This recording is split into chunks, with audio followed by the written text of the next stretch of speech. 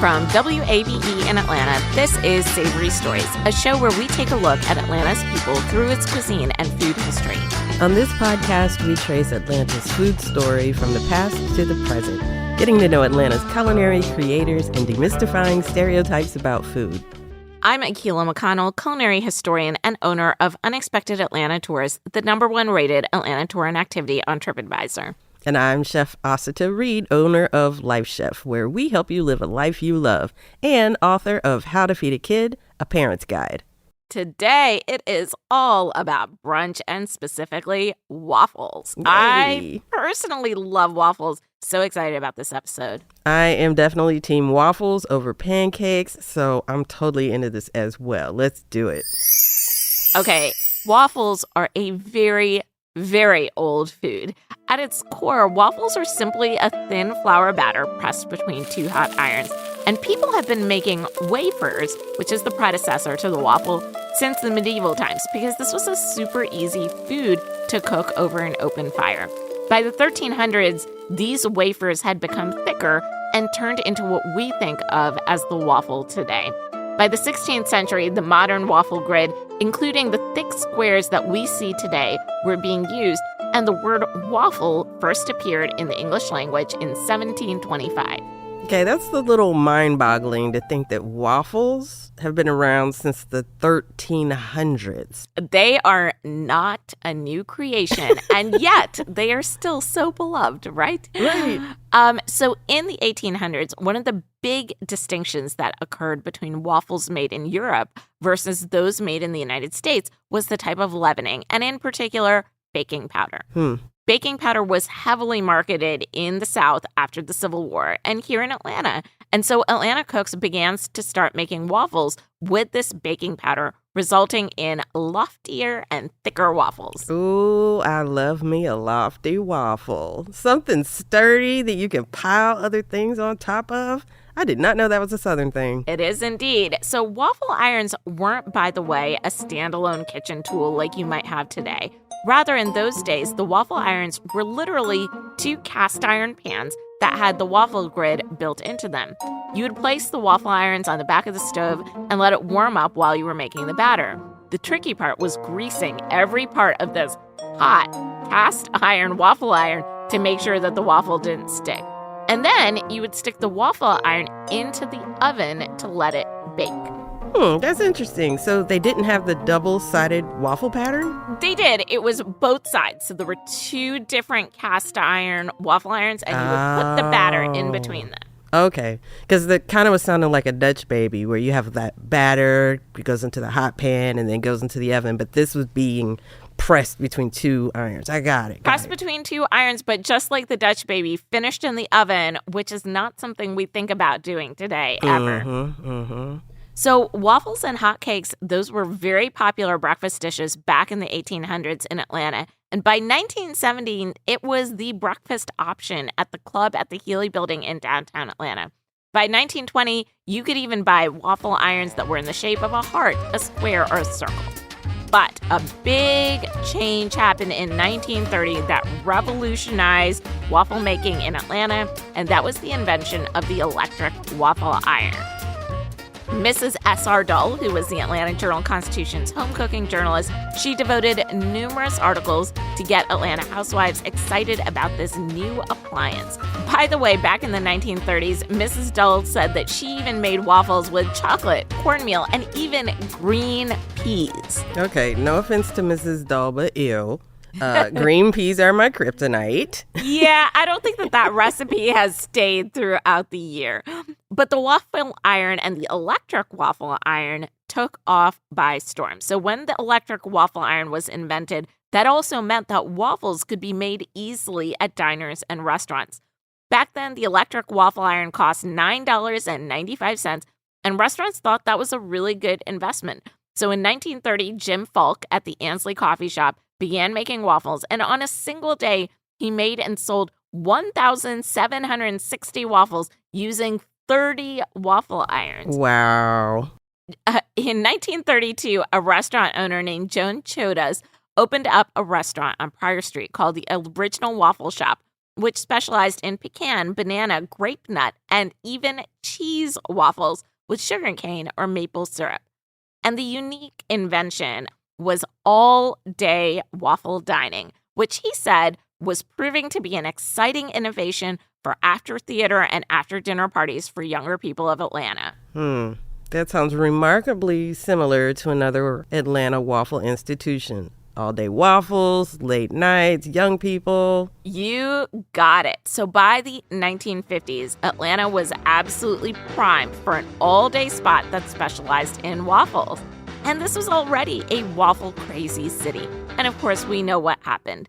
On Labor Day weekend 1955, Joe Rogers Sr. and Tom Forkner opened up the first Waffle House at 2719 East College Avenue in Avondale Estates, Georgia. Rogers was a short-order cook, and he walked down to his real estate agent who lived 2 doors down and proposed a partnership. He suggested a sit-down restaurant with the speed of drive-ins like McDonald's. Forkner proposed naming it for the biggest moneymaker on its 16-item menu, the waffle. Originally, it was called The Waffle House, but around 1958, they dropped the and called it just Waffle House. And by 1960, there were 4 Waffle Houses around Atlanta. After this break, let's continue to talk more about waffles and the iconic Waffle House in Atlanta culture.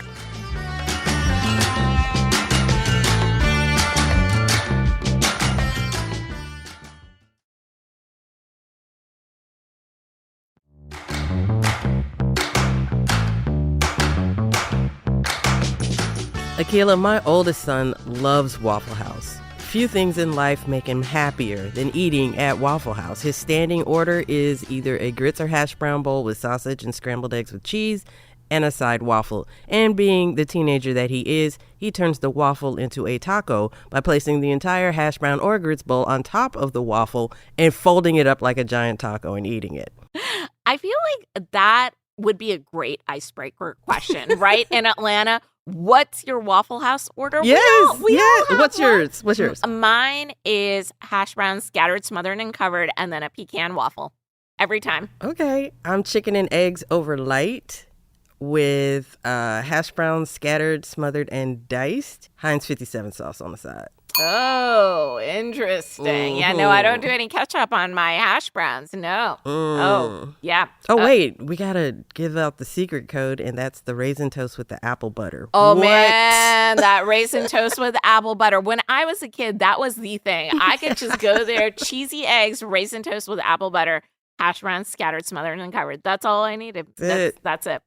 To get an idea of how big the Waffle House chain is in the United States, 2% of all eggs produced in the United States for food service end up on a Waffle House plate. That's insane. Yeah, it's a lot of Waffle Houses. That's a lot of eggs.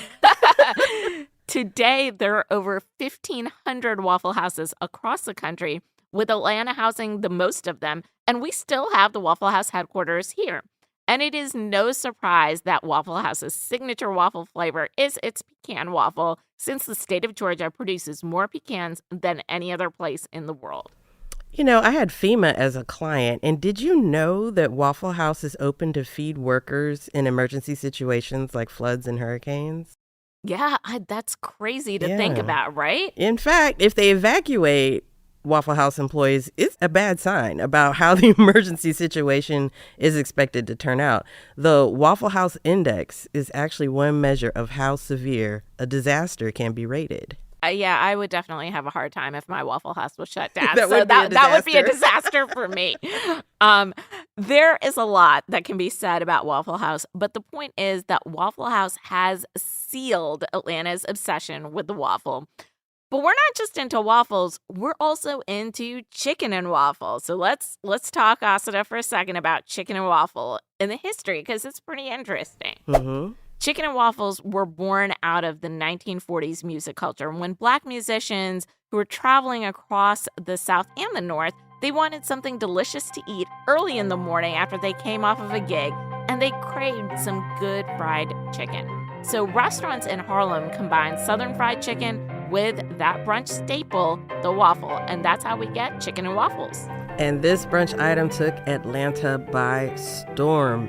In 1999, legendary singer and Atlanta native Gladys Knight entered into an agreement with her son, who ultimately opened 3 Gladys Knight's Chicken and Waffles restaurants. They serve traditional Southern fare with the interesting addition of fried chicken wings with waffle. At that time, the dish was trending from the West Coast thanks to Roscoe's Chicken and Waffles in California that had a huge celebrity following. By 2016, Gladys Knight's Chicken and Waffles was embroiled in a bunch of legal issues, and eventually they ended up closing, but the city was smitten.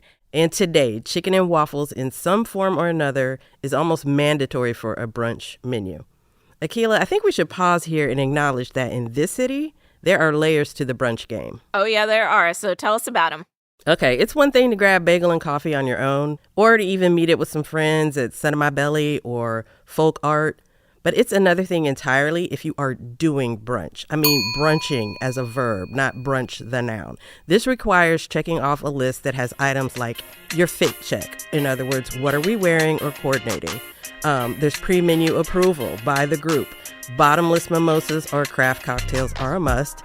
9 times out of 10, a grass wall with a neon slogan. For all those Instagram shots. For all those Instagram shots, which must be taken at brunch. And you must make a reservation, have valet parking, and yes, there will be chicken and waffles. You got it. That's brunching. That is the verb brunch. Heavy hitters in this competition include ABC, Atlanta Breakfast Club, The Real Milk and Honey, Rosie's Cafe, Breakfast Boys, and Garden Park, which must be seating in timed servings because people always line up before they go in en masse. In Atlanta, brunch could be akin to an athletic competition, not suitable for the faint of heart or poorly dressed. And while I love to watch the sport, I'm not much of a player myself.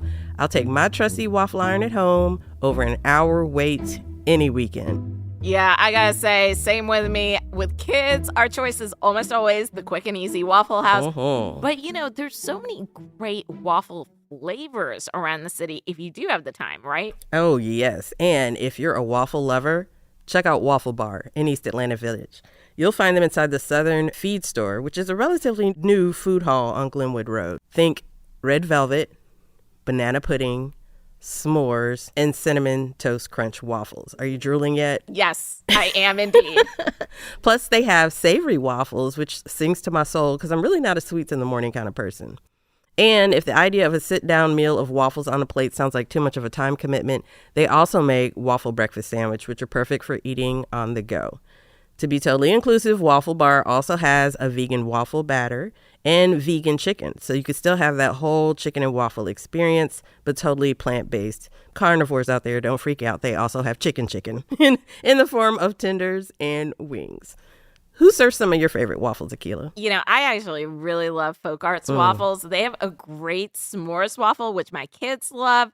But I prefer the Banana Foster's waffle. That's just delicious. So do they ignite it? They do not ignite. I think they ignite it before, but it is all like crispy and yes, it's delicious. That sounds great. Well, let's give a shout out to an OG Atlanta establishment, the original Pancake House. I'm thinking of the ones on Cheshire Bridge Road and Memorial Drive, and I do not have memories that predate these places. That kind of makes sense since the original Pancake House was founded in Oregon back in the 1950s, and they've been in the Atlanta area since the late 1980s. But here's the core memory that I have at the original Pancake House, discovering bacon waffles. As a kid, mind blown. I mean, I got to tell you, when I was in college, that was the place that we used to line up for that original Pancake House forever. They're Dutch babies. Mm-hmm. Oh my gosh. So good. So good. Another OG shout out goes to Cafe Intermezzo for keeping the tradition of Belgian waffles alive in Atlanta since 1979. Tall, square, and possibly loaded with your fruit compote of choice or simply drizzled with syrup. These waffles are served in an atmosphere of a European coffee house. I love them. They're so good. And, the best thing about it is that you can always pick up dessert for the evening too, when you're there. You get your breakfast and your dessert. You just plan your day. Yeah, exactly. Plan your day around food. Why not?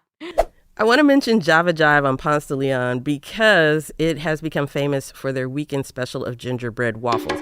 And I think it's kind of smart that their gingerbread waffles are not always available because it drives up that desire. You have all week to think and dream about it. Java Jive is such an adorable spot with a vintage theme and great coffee. It has a cult-like following and has been serving up goodies since 1994. Walking into Java Jive is like stepping out of a time machine. I know we're talking about waffles today, but the biscuits here are also top tier. Oh, so now I've got a place to go and visit because I did not know about these gingerbread waffles, and I am a big fan of anything gingerbread. Me too, especially when it's not just saved for Christmas time. Yeah, absolutely. Okay, now this is a brunch we can both get behind. South City Kitchen. Absolutely. Mm-hmm. Absolutely. I can get behind South City Kitchen. I love that place. South City Kitchen serves up the best of Southern flavors, all gussied up and refined in their 4 locations. And if you tap into their brunch menu, you'll find a malted buttermilk waffle with or without toasted pecans and served with Vermont maple syrup. And of course, they have their own version of chicken and waffles featuring Springer Mountain Fried Chicken as well. Frankly, you can't go wrong with South City Kitchen. I would also get an order of their fried green tomatoes because, you know, if you're there, why wouldn't you be doing that? And some she crab soup? Oh, yeah, all of it. All of it. Well, I think we're hungry now, and we should probably wrap this up. I agree. Some waffles. I agree. And we know that we can get waffles all the time. 24/7. 24/7. We got some waffles in our city.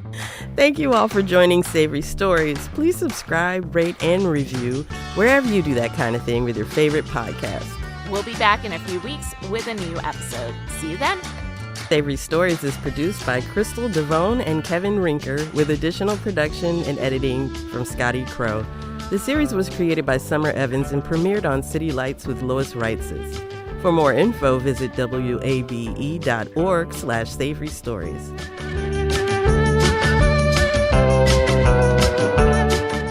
WABE.